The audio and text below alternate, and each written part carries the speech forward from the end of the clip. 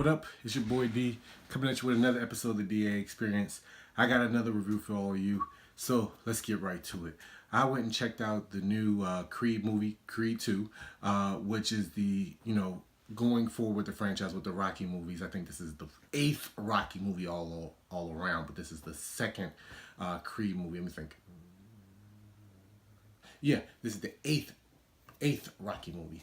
So this franchise still has legs after 30 to 40 years. That's amazing. The first movie was directed by Ryan Coogler, and he went to Sylvester Stallone. You could tell it was kind of a passion project for him. He wanted to tell this continuing story. He had been working on it for years. He knew who he had in mind to play the part. And it came out of nowhere and was a surprise hit, even getting Sylvester Stallone a Academy Award nomination for playing Rocky Balboa after first getting nominated for the original Rocky almost 30 years ago. So a lot of hype was going into this movie, and everyone knew it was going to get a sequel. The downside was the fact that he became so in demand that he was tasked by Marvel to do the Black Panther, and because Black Panther came out this year, but they also wanted Creed 2 to come out this year, he couldn't come back as director, and he appointed somebody else. He was still executive producer. His hands are still over it, but you could still feel in the movie that it wasn't shot the way he shot the original movie. Tracking shots weren't the same. The close-ups weren't the same. It was just a different feeling going into it that you knew. Not jarring, but you did realize, like, okay, this isn't Ryan Coogler. Other than that, though, I completely enjoyed the movie. I went into it trying to keep an open mind and not compare it to the first one. Like I said, that's one of the first things I noticed. That's just how my brain works. But I still enjoyed the movie. It was fun. The choreography and the fight scenes was great.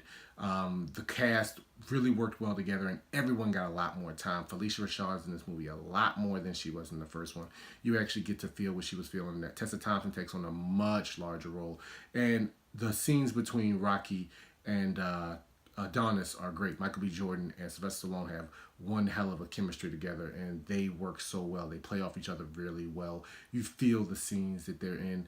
The story is really good. Ivan Drago from Rocky 4. I will say that if you haven't watched Rocky 4, I would say you should go out and check that out. You don't have to. They do a good job of interjecting stuff to give you an idea of what happened in Rocky 4.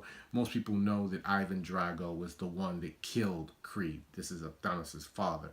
And now he has to fight his son, Victor Drago. But there's a lot from the first movie, and the reason why Rocky feels the way he feels and the way the mother feels the way she feels when Adonis says he wants to take this fight. So I'm not spoiling anything that's in the trailer. But a lot goes into that, and the weight of it, you get a lot more if you see Rocky 4. So I would recommend that. Other than that, if I had to, knock anything about the movie, some scenes could have been cut a little bit shorter. I get they were trying to make it a 2-hour, 2:15 runtime, but some scenes kind of dragged on, and they didn't convey the emotion I thought they were trying to go for, as well as a shorter scene or just a little bit more of a follow-up on the character. Lots of characters got over stuff quickly, and I guess they just didn't show the passage of time as well to me to see how long it would take somebody to get over something. But it still did a good job. It's a good, definitely if you're a Rocky fan or if you were a Creed fan, go check this out. If you are still on the fence about this whole franchise, rent it. You're not missing anything in the theater. It's not anything that I'll be saying later like, oh, this person should be getting an Oscar nomination. I didn't feel that at all from this. I definitely got that from the first one, that Michael B. Jordan and Sylvester Stallone and Ryan Coogler should have all got Oscar nominations. This one was just a good, fun movie. It was a good story that is a good way to kill 2 hours.